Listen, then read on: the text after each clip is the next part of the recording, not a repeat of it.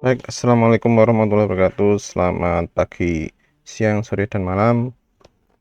Kita bertemu lagi di kesempatan ini. Kita akan masuk ke materi ke-11, yaitu Special Distribution of Continuous Random Variable. Ya, jadi kita akan belajar mengenai beberapa distribusi khusus untuk peubah acak kontinu. Ya, dari kemarin kita sudah belajar di pertemuan sebelumnya di kelas.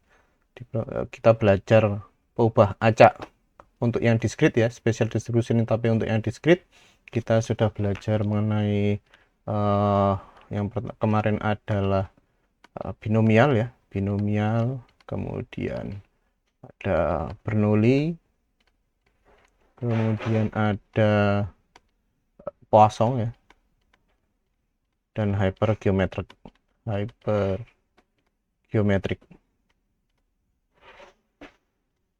Nah, untuk yang sekarang kita akan belajar mengenai yang continue ya. Ini yang continuous random variable.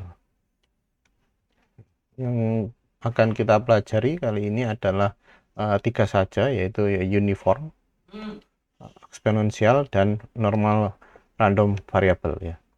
Jadi tujuan dari perkuliahan kita kali ini adalah untuk memahami asumsi-asumsi dari pola distribusi kontinu ya, continuous probability distribution. Jadi distribusi probabilitas kontinu, asumsi-asumsinya apa saja. Kemudian kita bisa menghitung continuous probability distribution function untuk beberapa aplikasi yang spesifik. Kemudian kita bisa juga menghitung probabilitas dan bisa menghitung min ya, bisa menghitung probabilitas, kemudian minsnya dan variansi dari beberapa variabel acak kontinu yang khusus tadi yang kita sebutkan di atas. Baik, yang pertama adalah uniform ya, uniform random variable. Uniform random variable ini sebentar ya. Uniform random variable ini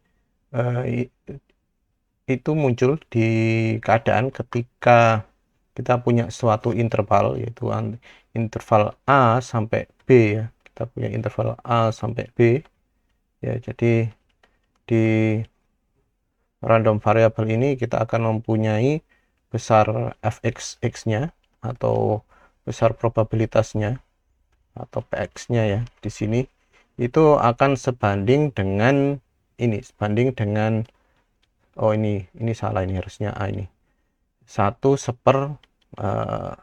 per A ya. 1/b minus A maksud saya. 1/b minus A. Nah, ini kalau Anda lihat semakin besar rentangnya, jadi B dan A semakin jauh rentangnya, maka akibatnya kita akan mempunyai probabilitas yang semakin kecil ya. Jadi umpama kita punya B min A, di mana B min A ini jaraknya lebih pendek daripada suatu, mungkin kita punya rentang P sampai Q ya, P sampai Q, cuma di sini P Q, kemudian kita punya BA di sini pasti ya, umpama kita punya BA yang mungkin lebih sempit. Nah, ini akibatnya nanti BA ini akan mempunyai probabilitas yang ini kita punya AB ya di sini. Maka untuk probabilitasnya, Px-nya atau Fx-nya itu akan mempunyai besar probabilitas yang lebih besar daripada lentang yang lebih jauh ya. Jadi kita akan punyai probabilitas ini, yang Px ini, Px untuk yang BA itu akan punya probabilitas yang besar daripada PQ ya. Ya, jadi ini untuk fungsi kerapatannya adalah seperti ini untuk PDF dari uniform. Kemudian beberapa rumus khusus ya untuk yang probabilitas ini. Jadi PDF ini untuk rata-ratanya atau minnya, ekspektasi dari random variable ini atau minnya atau rata-ratanya itu adalah sama saja kita kalikan X dikalikan fxx, maka kita punya fx-nya tadi kita sudah tahu sama dengan 1/b minus a ya, 1/b minus a, kita kalikan saja dengan x, kemudian karena b minus a ini tidak punya variabel x, maka bisa kita anggap konstanta, kita keluarkan, sehingga yang diintegralkan hanya x dx saja, kita punya 1/x kuadrat ya, 1/x kuadrat, kemudian kita masukkan batas atas dan batas bawah, sehingga kita punya b kuadrat minus a kuadrat dibagi dengan 2b minus a. Nah, 2b minus a ini kan kalau kita pecah ini kan sama dengan b minus a ditambah b plus a ya. Tentu saja tinggal kita coret saja b minus a. B minus a ini kita punya b plus a per 2. Jadi rata-rata dari suatu atau ekspektasi dari suatu peubah acak yang mempunyai rentang peubah acak kontinu yang mempunyai rentang dari a hingga b itu adalah sama dengan b di plus a dibagi dengan 2 ya. Jadi contohnya ini sebenarnya masuk akal ya, kita gampangnya ini kalau peubah acak yang uniform ini, kalau kita buat nilai contohnya ini dari 1 sampai 4 ya, 1 sampai 4 bisa kita lihat kalau di sini tengahnya pasti sama dengan berapa? 4 ditambah 1 dibagi dengan 2, berarti di sini ada 2,5 ya. Seperti itu. Jadi ya, titik tengahnya ada di sekitar sini rata-ratanya ya. Kemudian ya dari sini tadi kita ke sini lagi ya, ada yang perlu saya ceritakan dulu. Jadi di sini juga kita bisa memberikan contoh dari dadu ya. Dadu kan kita punya beberapa mata, contohnya di sini kita punya dadu kan punya 6 sisi ya. Jadi kalau kita masukkan ke PDF ini itu tidak sesuai, karena kita tahu sendiri bahwa dadu itu kan mempunyai 6 mata, sehingga setiap mata atau setiap sisi itu mempunyai nilai PDF yang setimbang ya. PDF yang setimbang yaitu berarti kita punya 1/6. Tapi kalau kita gunakan rumus dari PDF kontinu ini tidak sesuai ya. Jadi kalau kita masukkan 1/61 ya kan. Kalau untuk yang dadu kan kita punya X-nya kan sama dengan 1, 2, sampai 6 ya. Oh maaf, bukan X-nya tapi X kecil.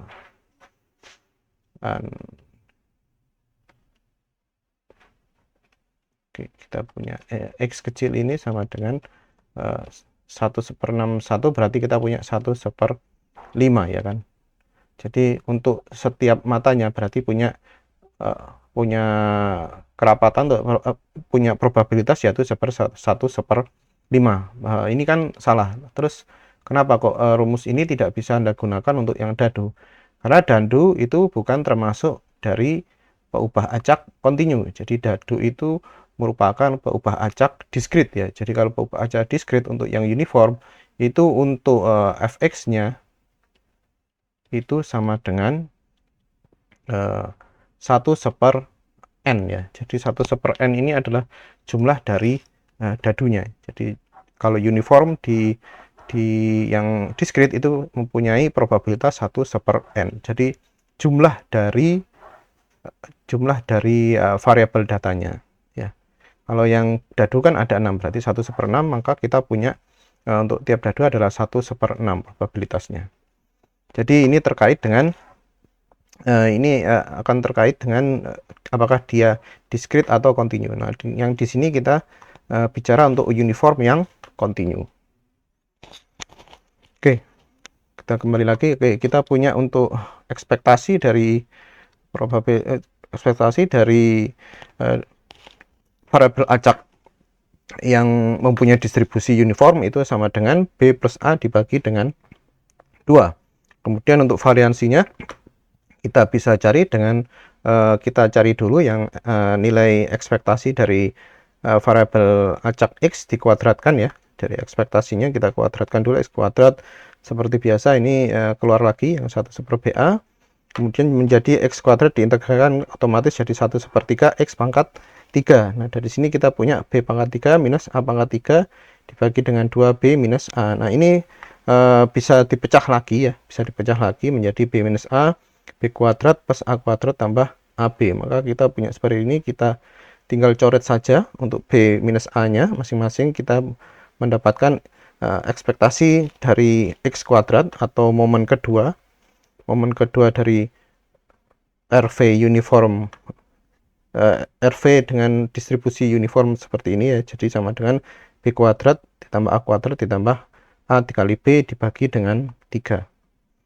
Selanjutnya kita tinggal menghitung ya, variansinya, berarti kita kalikan momen keduanya ya. Jadi ini momen kedua dengan Anda kurangi dengan momen pertama dikuadratkan. Oke, kita nanti sedikit flashback ya ke momen generation function. Jadi akan saya jelaskan sedikit tentang momen generation function.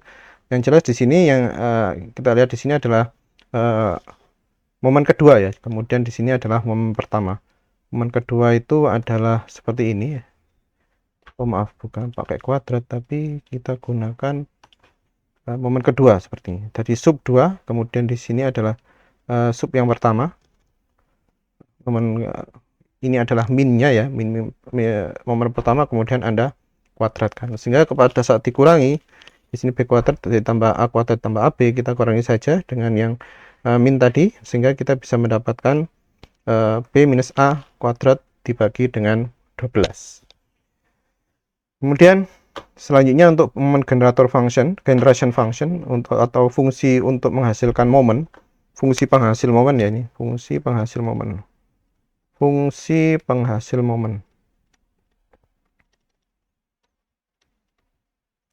Dari distribusi uniform itu adalah seperti ini ya, E pangkat BT minus E pangkat AT dikurangi dengan B minus A kali T. Nah ini didapat dari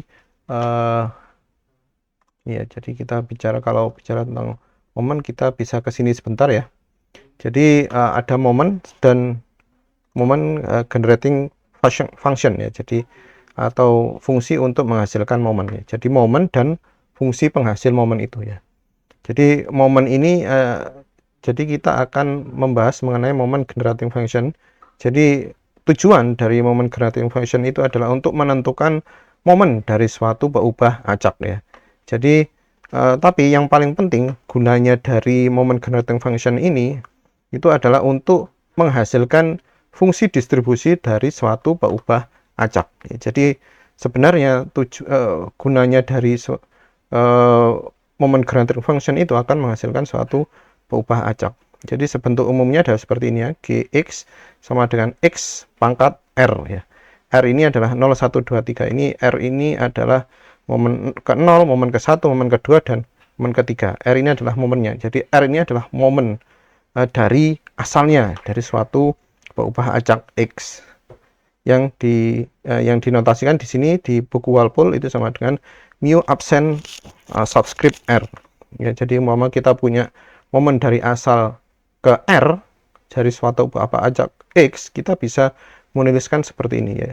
Jadi mu absen subscript R itu sama dengan ekspektasi dari peubah acak dipangkat dengan R sendiri.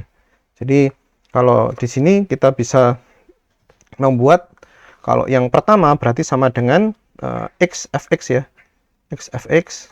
Kemudian kalau yang kedua sama dengan X kuadrat fx ya. Jadi di sini kita bisa punya, di sini adalah momen 1 ya, M1, kemudian di sini momen kedua. Ya, ini adalah momen ke dari asal ya, momen ke dari asal. Jadi kita punya momen pertama dan momen kedua yang digunakan untuk mencari variansi ya. Dan momen pertama itu biasanya sama dengan rata-rata. Momen pertama itu adalah rata-rata dan momen kedua adalah rata-rata atau ekspektasi dari variabel acak tersebut dikuadratkan. Jadi kita bisa menuliskan bahwa variansi itu adalah hasil dari pengurangan antara berasal dari selisih momen pertama ya, momen kedua dikurangi dengan kuadrat dari momen pertama atau dari rata-ratanya. Nah, kemudian kalau momen generating function sendiri ini beda ya. Jadi ini momen dari asalnya, kemudian ini untuk penghasil momennya sendiri. Jadi fungsi untuk penghasil momen itu seperti apa. Nah, kalau sebelumnya kita menggunakan pangkat R ya, variabel acaknya kita pangkat R. Kalau di sini kita malah menggunakan variabel acak itu sebagai pangkat dari rata-rata, dari eksponen, kemudian dikalikan dengan Tx ya. Kemudian Anda rata-rata, Anda ekspektasikan. Sehingga apabila dimasukkan di sini, kita punya ekspektasi Tx ya. Tx ini akan jadi anggota dari dari peubah acaknya ya. X ini saya ingatkan ini adalah anggota dari peubah acaknya, jadi dia bisa 1, 2, 3 dan seterusnya. Kemudian begitu pula kalau di continue akan seperti ini ya. Jadi dan ini syaratnya untuk moment generating function ini ada ya, jika jumlah dari integral dari definisi yang di sini 7.2 itu converse itu artinya dia akan jumlahnya akan sama dengan 1 ya. Jadi kalau moment generating function of linear dash exist itu akan bisa digunakan sebagai bisa menghasilkan semua momen dari variabel pada peubah acak tersebut ya. Jadi untuk persamaan umumnya seperti ini. Jadi turunan ke R ya, turunan ke R dari moment generating function itu, kemudian kita masukkan T-nya sama dengan 0, itu akan sama dengan akan menghasilkan momen ke R-nya ya, momen ke R-nya. Jadi kalau yang tadi kita gunakan yang tadi sama dengan moment about the origin, tapi ada cara satu lagi untuk menghasilkan generating function ya. Jadi kalau tadi sebenarnya sama saja, kalau kita menggunakan yang ini ya, kita bisa menggunakan yang satu untuk mencari momen ke-1, momen kedua, momen ketiga dan seterusnya. Kemudian di sini sama juga ya. Jadi kita bisa menghasilkan momen ke-1, momen kedua, momen ketiga dan seterusnya menggunakan persamaan ini. Tapi kalau dari sini kita menggunakan mx ini, kita gunakan mx ini, di mana mx itu adalah rata-rata dari eksponen pangkat T dikalikan dengan variabel acak yang kita tentukan. Jadi nanti bentuknya akan seperti ini ya. Diintegralkan akan seperti ini. Kalau Anda ingin melihat detailnya, jadi di sini ada penurunan untuk yang binomialnya ya. Cara untuk menemukan momen pertama dari binomialnya, contohnya di sini untuk mencari yang variansinya ya. Jadi di sini dia akan mencoba di sini diceritakan bagaimana mendapatkan momen ke-1 dan momen ke-2 ya. Anda bisa melihat di halaman 219 di buku Walpole. Kemudian di sini juga dijelaskan penurunan bagaimana dari momen untuk normal random variable ya, normal random variable. Nanti kita pelajari dari sini penurunannya, kita bisa menemukan momen pertama dan momen kedua juga ya. Momen pertama dan momen kedua. Oke, ini tidak saya detailkan, silakan dibaca nanti di buku.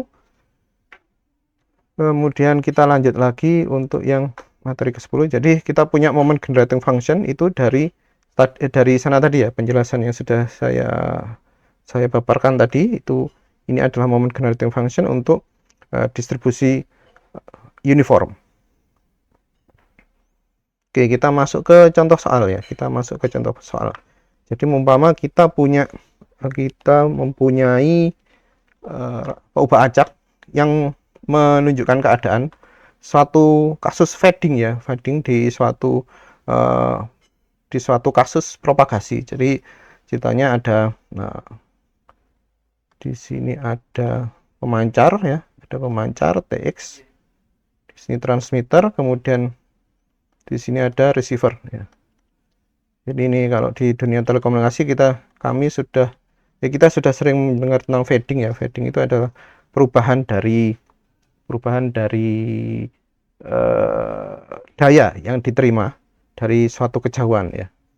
Bukan loss-nya, tapi perubahan secara sinyalnya itu akan naik turun. Nah, ini disebut sebagai fading. Jadi perubahannya bisa karena fasanya atau bisa karena amplitudanya.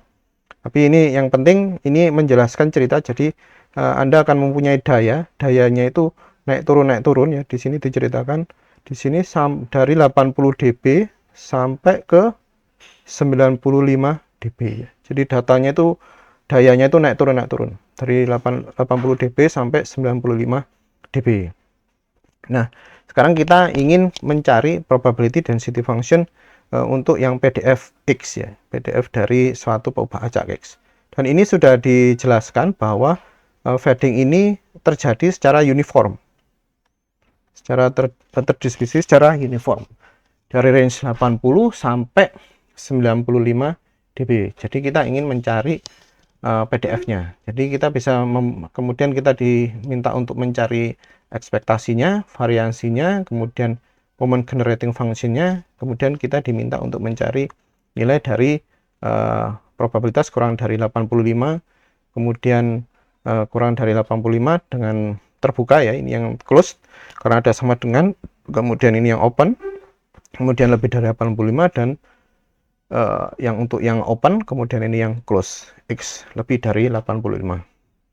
Oke, kita masuk saja di sini. Untuk penyelesaiannya mudah saja ya, karena B-nya kita sudah tahu, A-nya adalah 80 dB, kemudian B-nya adalah 95 dB, maka tinggal di 1/1 B minus A untuk satu range dari 80 sampai 95 ya.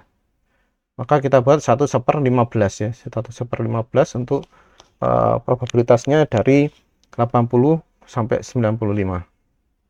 Kemudian untuk minnya tinggal dimasukkan saja B tambah A, berarti 80 tambah 95, kita punya 175 bagi 2 akan menghasilkan sekitar 12,5 ditambah 75 ya, berarti sekitar 12,5 ditambah 75 berarti 87,5 ya, 87,5.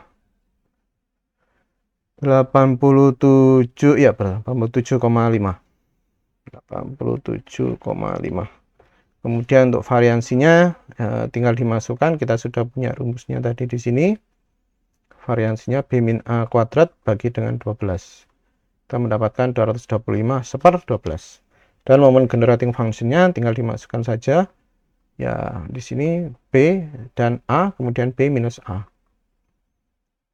Pangkat eksponen pangkat 95T dikurangi eksponen pangkat 80T dibagi dengan 15T. Nah, ini kita punya fx-nya ya. Untuk T tidak sama dengan 0, T tidak sama dengan 0 sama dengan 0, kemudian ini jadi seperti ini. Oke. Kemudian selanjutnya kita diminta untuk mencari P kurang dari X kurang dari 85. Jadi untuk peubah acaknya untuk keadaan kurang dari 85. Maka kalau Anda lihat di sini batasnya adalah 80 sampai 95, maka batas bawahnya adalah 80 ya. 80 sampai 85. 80 sampai 85. Nah, jadi yang paling batas bawahnya adalah 80 sampai 85. Kita masukkan saja 1/15. Kemudian kita punya X. X-nya berarti 85 dikurangi 80 ya. 85 kurangi 80. Jadi kita punya di sini tentu saja kita punya X 85 per 80, berarti kita punya 85 kurang 80, kita punya 5, berarti dikalikan 1/15. 1/15-nya kali di sini di integral kita punya 5/15.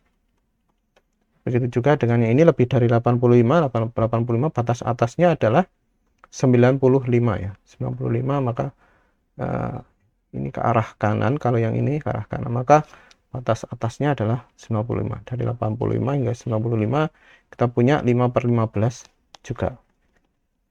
Ya. Kita punya di sini berarti 10/15 kita keluarkan karena dia konstanta, maka kita punya X. X-nya adalah dari 95 dikurangi dengan 85. Kita punya 10 ya.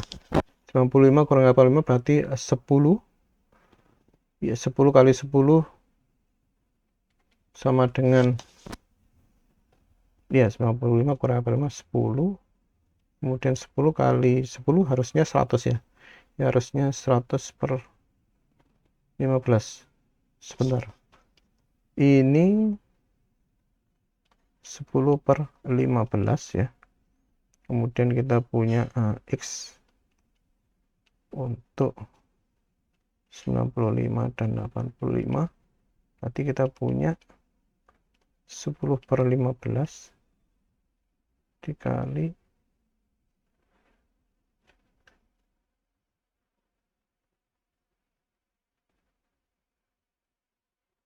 kasusnya adalah, oh ini ya, ini berarti ini salah, ini harusnya 1/15 juga. Ini dari mana angka 10 ya, karena tidak, angka nolnya tidak muncul. Berarti kita punya antara 1/15 kan dari satu ini tadi, kita punya 1/15 kan dari sini ya. Nah, tidak mungkin tiba-tiba muncul angka 10 di sini. Jadi ini salah ketik lagi. Jadi kita punya 95/85, kita punya 10 ya. Kita punya 10. Jadi hasilnya adalah 10/15. 10/15. Kemudian selanjutnya, oh oke, ini masuk ke eksponensial ya. Eksponensial berarti kalau ini udah, sini sudah, ini sama ya. Ini untuk yang ini sama, yang ini dengan ini sama karena ini open mau close sama. Kemudian untuk yang ini juga sama, open dan close itu sama ya, seperti ini diterangkan di sini. Jadi untuk batasnya sama saja. Baik, untuk yang saya akan coba menggambarkan menggunakan MATLAB ya. Jadi kita MATLAB kan saja. Bentar, saya cek MATLAB-nya.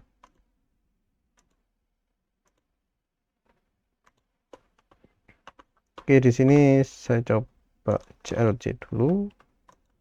Jadi penggambaran dari distribusi uniform ini contoh kita buat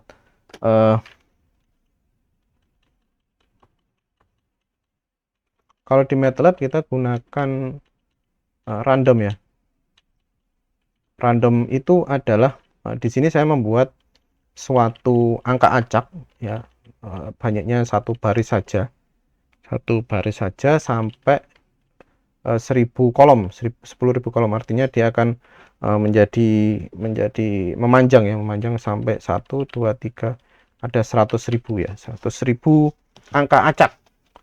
Ini adalah kalau run di sini di MATLAB, kalau kita di sini itu akan menghasilkan angka-angka acak yang terdistribusi secara uniform. Oke. Nah, kemudian saya akan mencoba menggambarkannya, menggambarkan angka acak ini akan seperti apa. Jadi yang di sebelah kanan ini adalah CDF-nya ya. CDF, kemudian di sini untuk PDF-nya. Yang di sini adalah CDF, kemudian di sini adalah yang PDF ya. Jadi di sini kita punya nilainya adalah 0,5 ya, 0,5. Jadi ini kalau Anda lihat di acaknya kan seolah-olah dia di sini adalah mempunyai PDF yang hampir mirip ya, PDF yang mirip untuk probabilitasnya, ini probabilitasnya. Kemudian kalau kita buat CDF-nya, kalau untuk distribution function yang uniform itu bentuknya linear ya, jadi dia akan lurus seperti ini saja. Contoh dari perubahan acak dari tampilan CDF dari distribusi uniformnya. Jadi kalau ini kenapa saya buat 100.000, karena kalau terlalu sedikit itu akan sulit melihat polanya. Contohnya saya hanya membuat 100 ya, saya akan membuat hanya 100. Jadi data acak itu akan semakin terlihat kalau datanya semakin banyak. Ya, kalau Anda lihat di sini, nah ini adalah untuk ini PDF-nya. Yang Anda lihat ini adalah PDF-nya yang tadi tertukar ya sekarang ya. Jadi untuk yang PDF-nya yang figure 2 ini, kemudian figure 3 ini adalah CDF-nya ya. Jadi di sini adalah PDF-nya. Jadi kalau umpama untuk yang rata-ratanya tetap di 0,52. Oke. Baik. Ini contoh tampilan dari suatu peubah hasil dari peubah acak uniform atau RV uniform. Oke, kita lanjut ke eksponensial. Selanjutnya untuk eksponensial distribution function ya. Jadi variabel acak ini akan mempunyai suatu variabel, yaitu lambda. Di sini lambda ini lebih dari 0. Ini akan menjadi interval dalam suatu exponential random variable ya, jadi parameternya ini lambda. Nah, untuk bentuknya di beberapa penelitian di jurnal-jurnal atau di paper itu bentuknya akan seperti ini. Jadi experimental variable sama dengan exp dalam kurung lambda ya. Oh ya, saya belum memberikan pengertian tentang ini juga ya. Jadi kalau di uniform random variable ini biasanya itu berbentuk ada beberapa contoh ya. Jadi U, A, B, atau di sini adalah berbentuk U yang double U ya, huruf double U dalam kurung A, B. Jadi tidak hanya berbentuk uni seperti ini. Kalau yang uni ini saya belum pernah lihat ya di paper ya. Tapi yang saya sering lihat adalah yang U seperti ini, kemudian atau juga yang menggunakan double U seperti ini ya. Double U ya. Contohnya di paper ini ya. Mana ya? Sebentar, saya carikan dulu papernya. Oke, sebentar, carikan dulu. Oh, bukan di sini. Oh ya, di sini ya. Jadi sebenarnya di sini saya ada paper ya yang menyatakan uh, B dalam kurung dan U dalam kurung ini, untuk yang U ini adalah, yang B ini adalah yang binomial ya, binomial. Kemudian yang U ini adalah yang uniform distribution function ya. Jadi saya yang sering lihatnya seperti ini di paper-paper ya. Jadi uniform biasanya dalam bentuk U dalam kurung. Oke, kita lanjut yang eksponensial. Jadi kembali lagi, jadi random variable X ya, mempunyai the distance ya, that equals yang the distance between successive event from Poisson process with mean number of events. Jadi dia hampir sama dengan Poisson dengan mempunyai suatu variabel lambda ya, dan lambda ini lebih dari 0. Eksponensial dengan parameter lambda, dan bentuknya seperti ini kalau dituliskan di beberapa penelitian. Nah, untuk PDF-nya dari eksponensial ini sama dengan lambda dikalikan dan E pangkat minus lambda. Ini bisa kita lihat ya bedanya dari yang PDF untuk yang eksponensial dan yang Poisson. Kalau Poisson kan bentuknya seperti ini ya, probability mass function dengan X-nya adalah discrete. Sedangkan kalau untuk yang eksponensial ini bentuknya adalah batas ya. Untuk nilai X 0 sampai suatu batasnya ini, 0 sampai batasnya ini, lambda ini. Jadi ini akan batas bawahnya secara otomatis adalah 0 ya untuk distribution function untuk yang eksponensial ini. Oke. Dan untuk minnya itu sama dengan 1/1 lambda, kemudian variansinya sama dengan 1/1 lambda kuadrat, kemudian moment generation functionnya adalah lambda per lambda minus T ya, untuk T kurang dari lambda. Oke. Untuk contohnya ya, kalau umpama kedatangan seperti ini biasanya eksponensial ini digunakan suatu trafik ya. Jadi kasus trafik yang kita masukkan di sini Poisson ya. Poisson yang kemarin itu di sini kalau bentuknya adalah berbentuk suatu kasus yang kontinu, maka kita menggunakan yang eksponensial ya. Jadi contohnya di sini kita punya telepon calls coming to information center. Jadi ada telepon datang ke suatu pusat informasi dan mempunyai waiting time-nya adalah sebesar 5 menit ya. Jika X adalah random variable yang menyatakan panjang rata-rata dari suatu waktu tunggu ya antara telepon, maka kita disuruh mencari PDF dari random variable X, kemudian mencari minnya, kemudian variansinya. Jadi kalau di sini kita gunakan yang kontinu, maka kita gunakan yang eksponensial, sedangkan yang discrete kita gunakan yang Poisson ya. Jadi mean expected value-nya, kemudian di sini variansnya, moment generation function, kemudian probabilitas menunggu lebih dari 1 menit, kemudian probabilitas menunggu antara 1 sampai 3 menit, kemudian probabilitas menunggu lebih dari 2 menit ya. Kalau dari sini kan kita waiting time-nya 5 menit ya. Waiting-nya 5 menit sehingga batas atasnya adalah 5 menit. Maka kita bisa membuat untuk PDF-nya untuk kasus ini adalah 5 E pangkat minus 5 pix, di mana 5 ini adalah lambdanya tadi ya. Lambdanya, kemudian untuk minnya 1/1 lambda, maka kita punya 1/5 rata-ratanya. Kemudian variansinya 1/1 lambda kuadrat, 1/25. Kemudian MGF-nya adalah lambda per lambda T. Kita punya 5 minus 5T, di mana T ini harus kurang dari lambda ya. Karena kalau lebih dari lambda atau ini akan menjadi minus ya. Tidak mungkin kita punya rata-rata minus. Jadi untuk T-nya harus kurang dari lambda. Atau kalau mau 0 maka tidak terdefinisi. Jadi harus kurang. Ini yang close ya. Maaf, yang open ini berarti bukan yang close.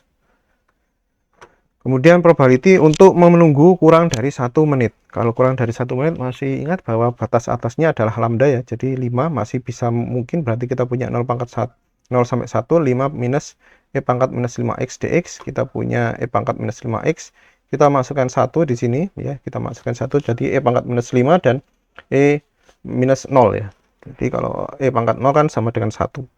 Nah, jadi kalau kita masukkan E pangkat minus 5, kita dapatkan sekitar minus 0,993, kita kalikan dengan minusnya di sini, kita dapatkan 0,993. Jadi probabilitasnya adalah sekitar 99% ya, menunggu lebih dari 1 menit. Karena di sini ini adalah waiting time-nya adalah 5 menit. Kemudian semakin dekat dengan waiting time-nya, jadi kalau kita probability of waiting antara 1 menit sampai 3 menit. Kalau di sini kita buat ini harusnya 3 ya. Kurang dari 3, ini 3, ini 3. Kemudian ini kita punya yang seperti tadi ya. Kita punya yang seperti tadi. Kemudian oh ya, ini jadi 1/5 ya. Kalau diintegralkan jadi 1/5.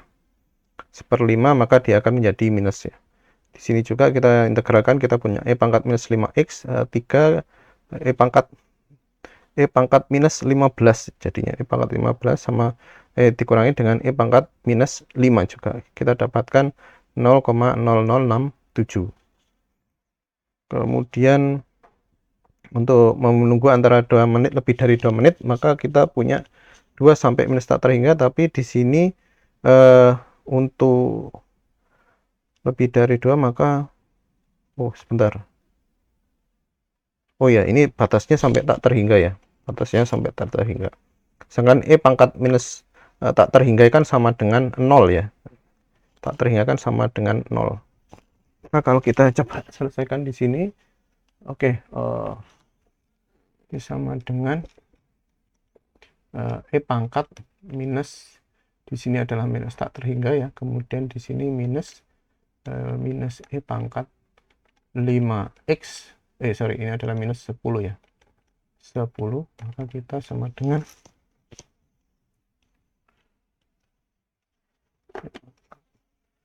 kalau di sini kan sama dengan 0 ya. E pangkat minus tak terhingga adalah 0. Kemudian dikurangi ini jadi plus, berarti eksponen pangkat 10. Eksponen pangkat 10 adalah 4,54 kali 10 pangkat minus 5 ya. 4,54 kali 10 pangkat minus 5 ya. Karena di sini kan E pangkat ini sama dengan 0. E pangkat tak terhingga sama dengan 0 ya. Karena kalau Anda lihat grafik eksponensial minus itu kan ke sini terus ini kan. Jadi dia semakin tak terhingga maka dia akan semakin mendekati nilai 0 ya. Untuk yang E pangkat minus. Kalau yang plus kan dia terbalik. Kebalikannya. Selanjutnya saya akan coba memberikan contoh ya di MATLAB-nya. Untuk saya CLC dulu. Jadi umpama saya ingin generate nilai acak ya, nilai acak menggunakan eksponensial. Contoh saya ingin menggunakan lambdanya adalah 10 ya, 80 di sini. 80, kemudian jumlah datanya saya coba 1000 saja dulu, 1000, kemudian ada dua, saya buat yang satu dulu ya, 1000 untuk satu ya, jadi satu, dia ada satu kolom. Nah, kemudian saya akan menampilkan bentuk PDF dan CDF-nya. Ini contoh dari yang ini CDF-nya, kemudian untuk ini adalah PDF-nya dari ini PDF-nya ya, PDF-nya, kemudian ini adalah CDF-nya. Kalau Anda lihat di sini adalah dia menurun ya, karena dia pangkat. Anda lihat di sini adalah minus ya, minus. Kalau umpama kita ganti dia dengan mempunyai, kita contoh menggunakan yang X sama dengan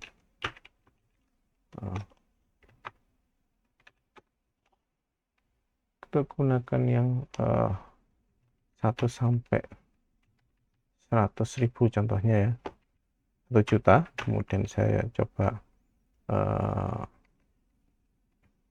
Y sama dengan 1 sampai Y sama dengan E pangkat X ya.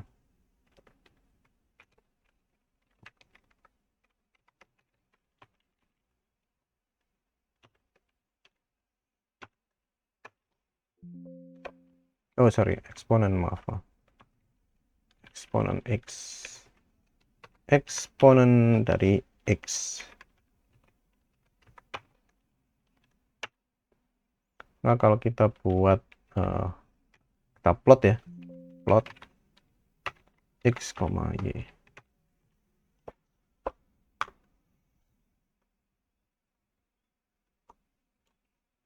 Jadi seperti ini. Jadi kalau umpama dia akan bentuknya, kalau kita lihat di sini untuk yang kayak, jadi kalau untuk yang eksponensial akan berbentuk seperti ini. Jadi akan ke atas ya, dia ke atas seperti ini. Dari titik 0,705 ini karena saya membuat E pangkat 1, E pangkat 2 dan seterusnya ya. Kalau mungkin yang lebih, bentar. Mungkin kalau mau yang lebih, X sama dengan 0 untuk 0,001 sampai 1000 ya, 1000 sampai 1. Kemudian saya plot, kemudian saya plot. Mana gambarnya ya?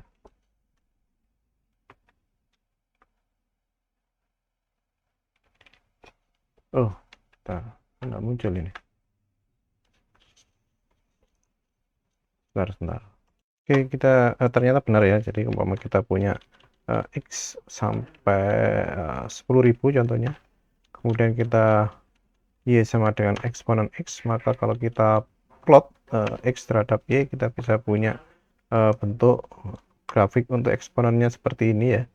Jadi karena dia terlalu tinggi, kita lihat aja di sebelah sininya, jadi dia berbentuk menukik ke atas ini. Jadi eksponen itu kan menukik ke atas. Sedangkan kalau kita buat dia minus X ya kan, minus X, kemudian kita plot lagi, maka dia akan seperti grafik yang nah tadi kita dulu, kita close all dulu dan kita plot X lagi. Iya. Oh, kok tidak muncul ini? Harusnya muncul di sini. Oh iya, di sini. Jadi kita lihat.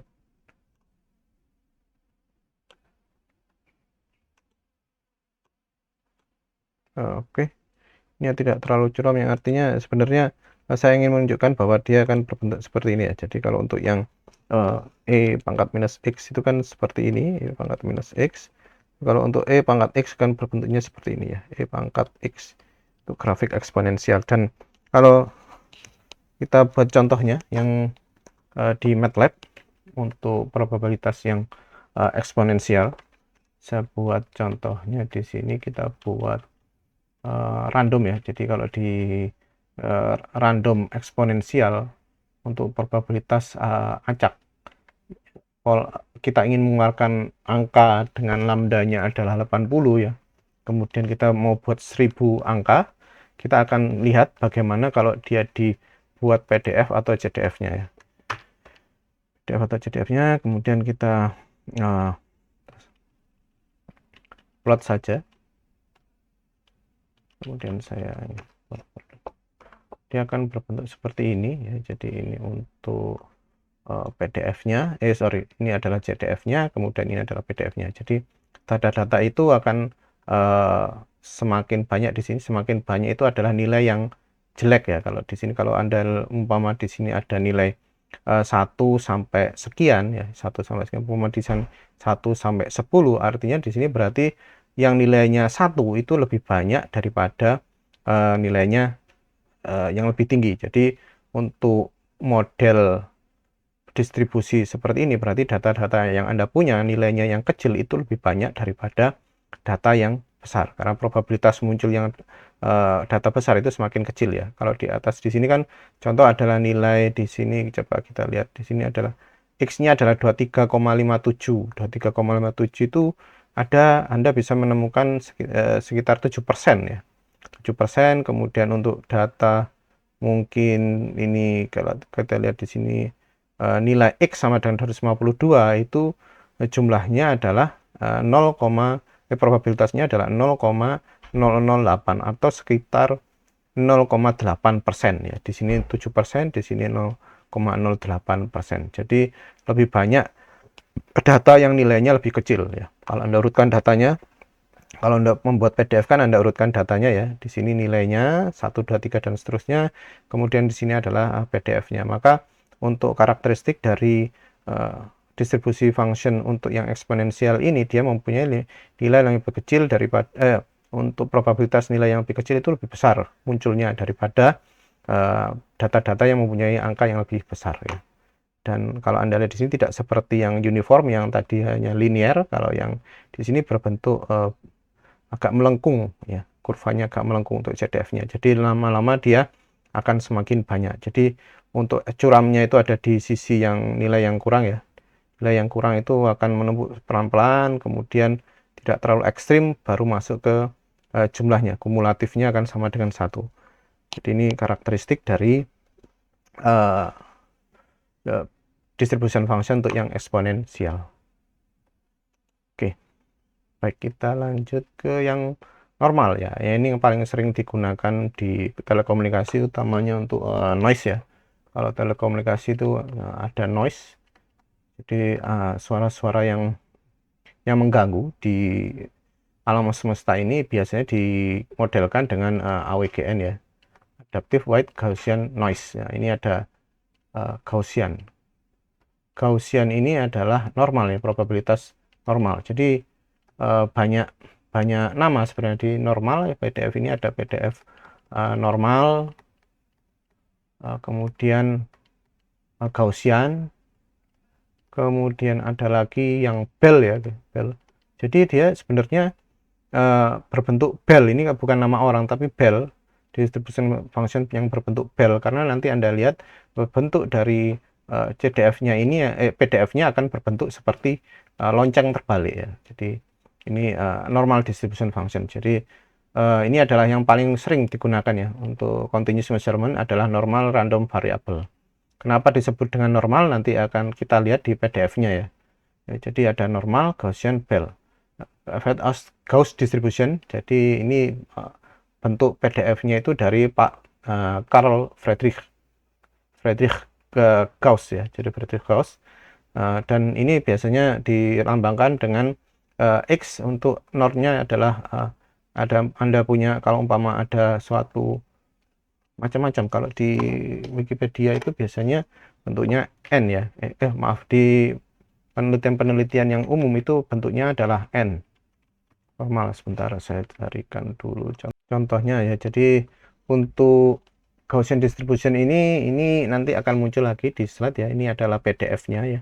Rumus dari PDF-nya untuk mencari probabilitas X-nya untuk satu nilai X.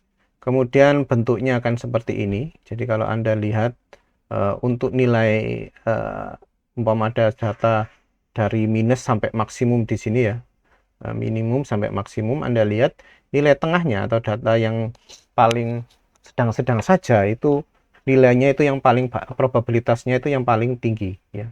Probabilitasnya paling tinggi. Jadi nilai yang ada di tengah-tengah itu probabilitas munculnya paling tinggi. Nah, ini ibaratnya normal. Jadi kalau asumsinya kan kalau sesuatu yang sedang-sedang itu yang paling banyak ya daripada yang sedikit atau yang lebih banyak ya. Jadi contohnya jumlah orang yang contohnya jumlah orang kelas menengah itu jumlahnya yang paling banyak asumsinya di suatu negara itu jumlah yang kelas menengah itu paling banyak, kemudian yang kaya itu sedikit, yang miskin itu juga sedikit. Itu adalah yang membentuk probabilitas dengan distribusinya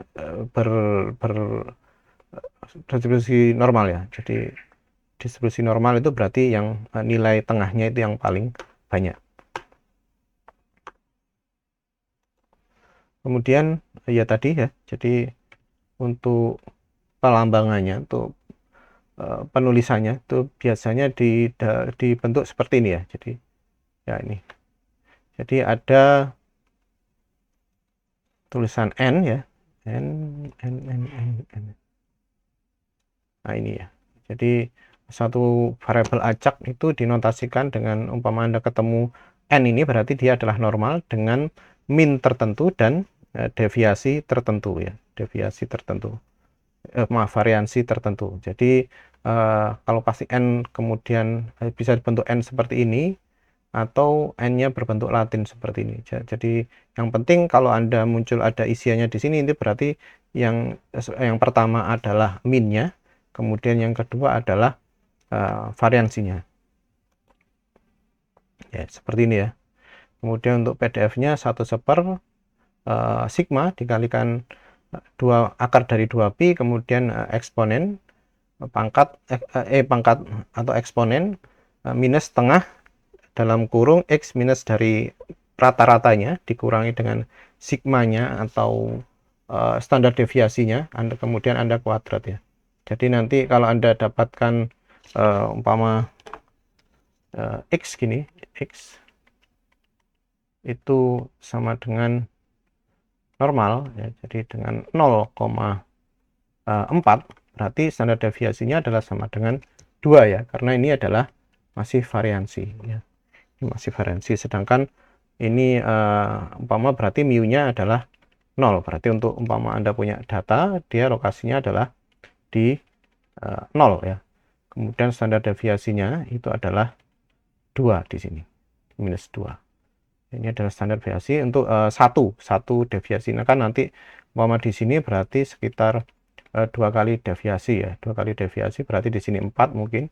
Ini deviasinya sama dengan 1, ini berarti sama dengan 2. Kemudian di sini juga minus lambda, kemudian di sini mungkin adalah minus 2 sigma ya. Jadi dia letaknya di sini untuk minnya berarti ada di tengah. Kalau umpama kita geser berarti contoh kita geser mau kita buat seperti ini. Seperti ini berarti umpama di sini adalah 3, kemudian di sini adalah 4 ya. Kemudian di sini adalah 2, berarti kita punya x ini itu sama dengan normal dengan 3 ya. Berarti rata-ratanya adalah 3, kemudian untuk standar deviasinya adalah berapa ini? Ini adalah karena 1 kita pangkat 1 berarti ini kan standar deviasinya kan berarti 1 ya, karena 4 dan 3 berarti selisihnya kan 1. Kemudian kalau kita kuadratkan kan tetap 1, berarti kita punya bentuknya seperti ini ya, 31. Oke. Kemudian untuk rumusnya, jadi pangkat sini ada mu, kemudian di sini ada sigma kuadrat. Mu-nya mu ini biasanya sudah diketahui ya, tapi ada cara untuk menghitung. Kalau yang di sini ada tidak? Oh tidak ada ya, eksponen dengan mu sekian, rata-rata sekian. Oh tidak ada. Oh, berarti kalau kita ingin berarti kalau di soalnya di sini Anda hanya disajikan sudah diketahui PDF-nya, kemudian mu-nya sudah diketahui, kita tinggal memasukkan saja ya variasi X. Oke, nanti kita lihat. Oke, sekarang kita masuk untuk min-nya adalah mu, kemudian variasinya sigma kuadrat, kemudian moment generating function-nya adalah ini sebenarnya ya ini hanya untuk diketahui saja karena kita tidak akan menggunakan ini karena ini sudah jadi ya. Moment generating function kan tadi tujuannya untuk menghasilkan fungsi distribusinya. Itu nanti digunakan kalau Anda menggunakan lebih dari dua peubah acak ya. Jadi random variabelnya ada dua, kemudian nanti Anda ingin menambahkan ya, jadi mx m1 mungkin satunya mxt ditambah dengan myt, kemudian baru nanti Anda mau menjadikan satu contoh gabungannya mzt. Nah, itu nanti baru Anda menggunakan moment generating function-nya ini. Jadi untuk menghitung min-nya maupun menghitung variansi dan sebagainya. Jadi Anda menggunakan moment generating function untuk nanti penjumlahan dari dua variabel acak. Nanti jadinya seperti apa rumusnya dari PDF tersebut ya. Oke, kita kembali lagi ke normal. Nah, ini random variable ini yang standarnya itu di sini ya. Jadi standar normalnya adalah rata-ratanya ada di 0 ya. Seperti yang Anda lihat di sini. Jadi letaknya ada di 0, tengahnya ada di 0 ya. Mu-nya ini ada di tengah ya. Kemudian itu adalah yang standar. Kemudian untuk variansinya itu sama dengan 1 ya. Sehingga standar deviasinya juga sama dengan 1. Ini disebut sebagai standar normal random variable dan didenotasikan sebagai Z.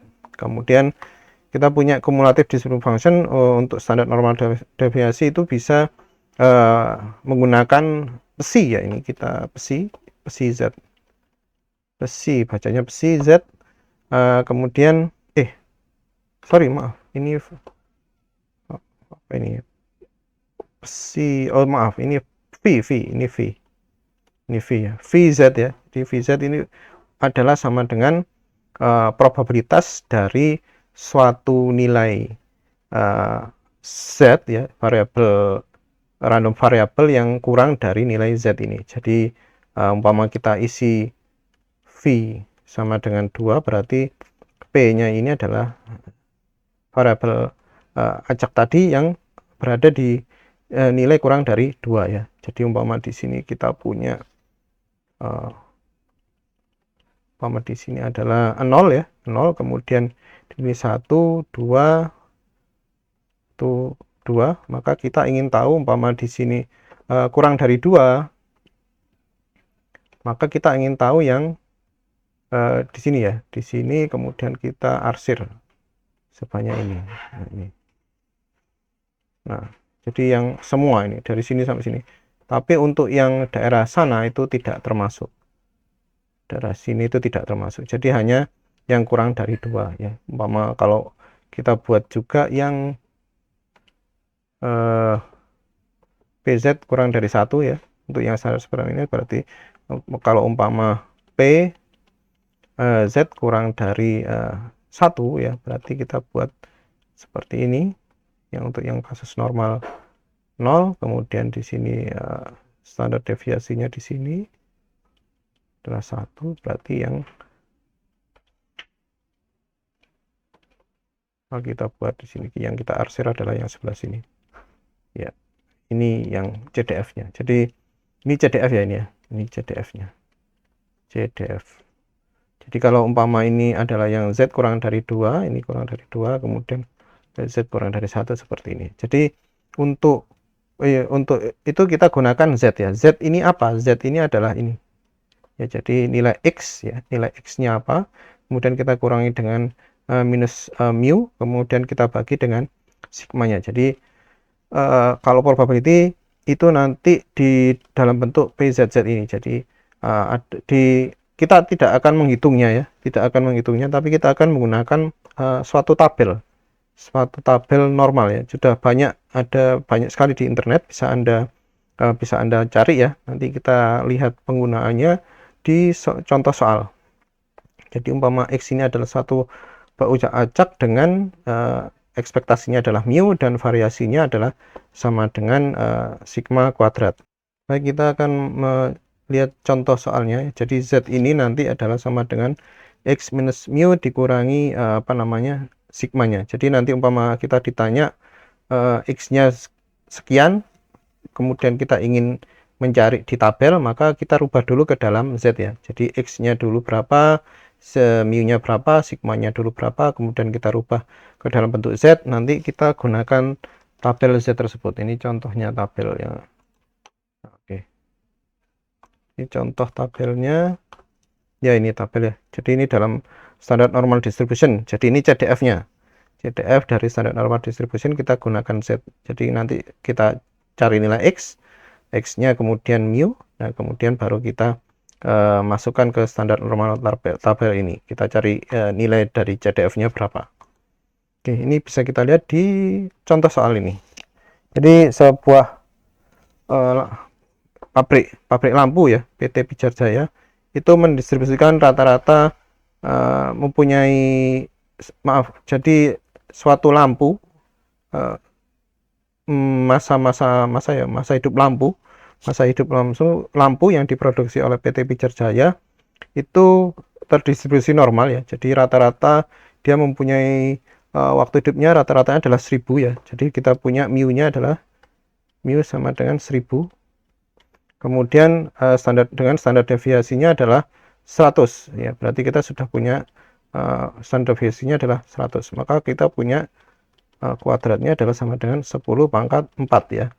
10.000. Jadi jika X adalah suatu random variable berupa acak yang menunjukkan suatu state dari keadaan dari panjang masa hidupnya dari suatu lampu seperti kondisi di atas, maka kita ingin menentukan PDF dari X-nya ya. Jadi kalau PDF-nya X-nya berarti kita punya bentuknya adalah seperti ini, maka kita tinggal isi saja. Tadi ini kan 100 ya, kemudian di sini adalah X-nya tetap, kemudian di sini tadi adalah 1000, kemudian di sini 100. Maka kita masukkan saja ke dalam persamaan tersebut, hasilnya akan seperti ini ya. Jadi X min 1000 per 100, dan ini adalah 100, ini lambdanya tadi, sigmanya.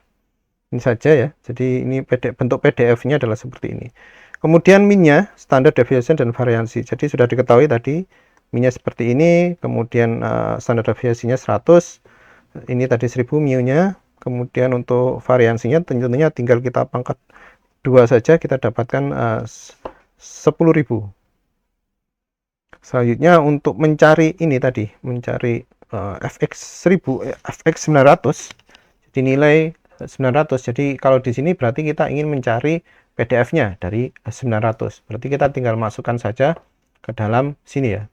Berarti kita punya 1/100 akar 2pi, kemudian pangkat minus setengah kalikan dengan X-nya tadi berapa? Soal pertama tadi adalah 900. 900 dikurangi dengan 1000 ya, kurangi dengan 1000 bagi dengan 100 ya. Berarti kita punya minus 100 minus 1 setengah berarti ya. Oh maaf, ini masih kuadrat.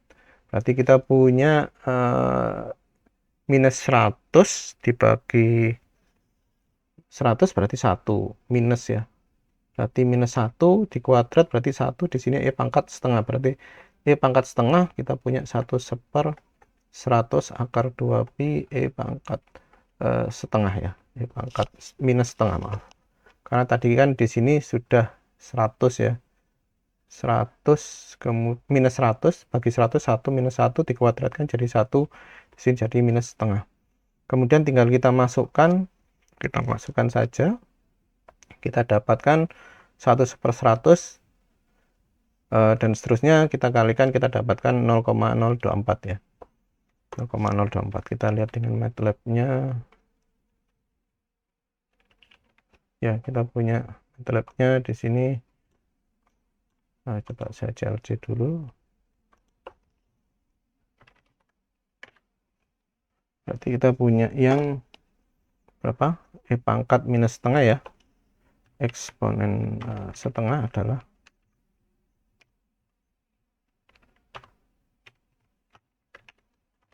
0,065, kemudian kita kalikan dengan answernya ini, kita kalikan dengan kita bagi saja dengan 100 dikali akar dari SKRT dari 2 kali pi ya. Kita dapatkan hasilnya adalah 0,024 ya. Kita dapatkan 0,024. Oke. Kemudian selanjutnya untuk yang kurang dari minus 850. Minus kurang 850. Berarti ini kita diminta untuk mencari CDF ya. Kalau yang ini tadi kan kita PDF-nya mencari probabilitasnya. Kemudian di sini kita disuruh mencari yang CDF. Disuruh mencari yang CDF. Suruh mencari yang CDF, kemudian kita masukkan yang 850. Ingat kita buat dulu Z-nya ya. Z-nya tadi kan sama dengan X dikurangi Z itu sama dengan X dikurangi mu dibagi dengan sigmanya. Jadi kita masukkan seperti ini ya, 850 kemudian minus 1000 ya, minus 1000 kemudian dibagi dengan 100. Kita dapatkan ini adalah minus 150 dibagi 100, kita punya minus 1,5. Jadi kita ingin mencari CDF-nya ini adalah minus 1,5. Kita bisa melihat di tabel minus 1,5 di tabelnya ini. Di sini Z-nya ya. Jadi ini untuk yang satu digit di belakang koma pertama, kemudian ini nanti yang di sini menunjukkan 2 digit yang lanjutannya ya. Contohnya di sini 0000, kemudian di sini 0,001 ya. Di sini 0,002. Terus di sini umpama di 0,1 ya, 0,1, maka sebentar di sini. Oke, di sini. Maka yang di sini adalah, kalau di sini berarti adalah berapa? 0,21 ya, 0,21. Di sini 0,21. Kemudian di sini adalah 0,23. 0,2 ya, 0,23. 0,23 ya.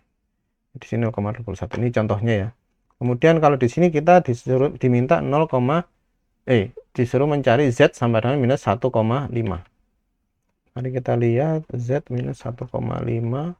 Nah, kita lihat di sini 1,5. Oh, kebetulan 1,5 pas ya. Berarti di sini adalah di sini ya. 1,5. Oke, kita punya yang ini. 0,6681 ya. 0,681 kita lihat di sini. Ya, salah tulis ini berarti. Ya, harusnya 0,6681. Ya, ini untuk yang kurang dari 850. Kurang dari 850, kita rubah dulu X-nya ini menjadi Z ya. X-nya tadi kita rubah menjadi Z. Kemudian untuk yang lebih dari 1254, berarti kalau lebih dari 1254, sedangkan grafik kita adalah grafik yang kurang dari, maka kita tinggal mengurangi kan. Kalau kurang dari 1254, yaitu umpama yang kita punya adalah yang ini saja ya, 1254, maka kalau kita tanya yang lebih dari sini berapa, maka kita tinggal kurangi saja kan, karena keseluruhan ini adalah sama dengan 1 ya kan. Berarti kalau yang lebih dari 1254, kita ambil saja yang sebelah sini.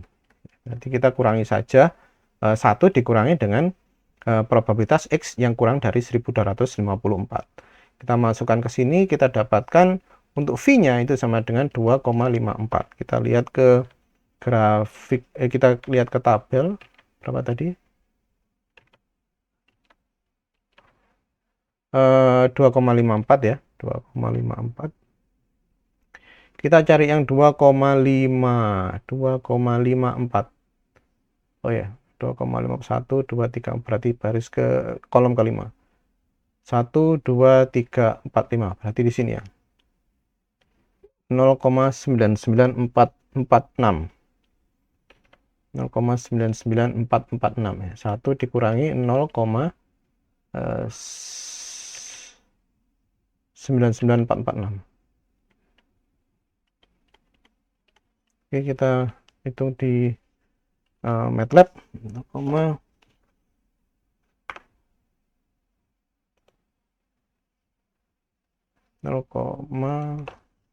itu dikurangi 0,099446.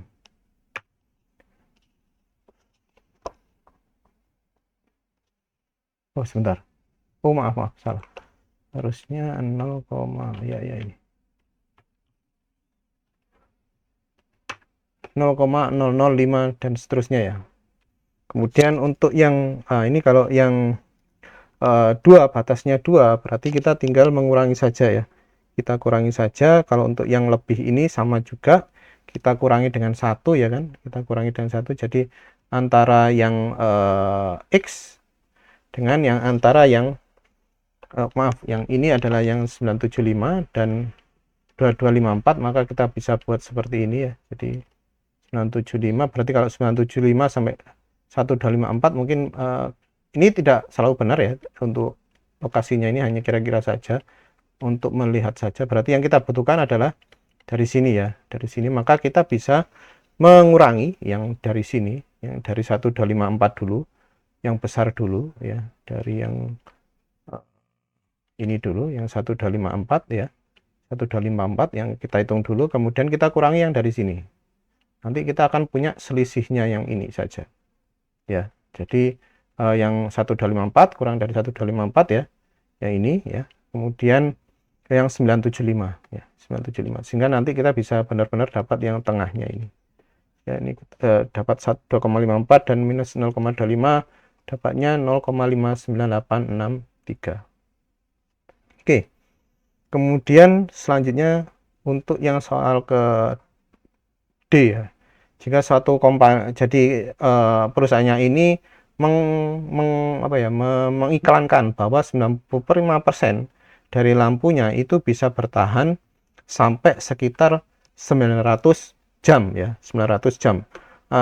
Kita ingin tahu apakah iklan ini tuh sahih ya. Jadi setelah kita tahu bahwa untuk lifespan dari lampu ini terdistribusi normal dengan mu 1000 dan standar deviasinya 100, kemudian tiba-tiba ada perusahaan tiba-tiba biro iklannya memberikan statement bahwa 95% dari lampu produksi dari perusahaan ini bisa bertahan hingga 900 jam. Kita ingin melihat bahwa apakah iklan ini jujur atau tidak ya.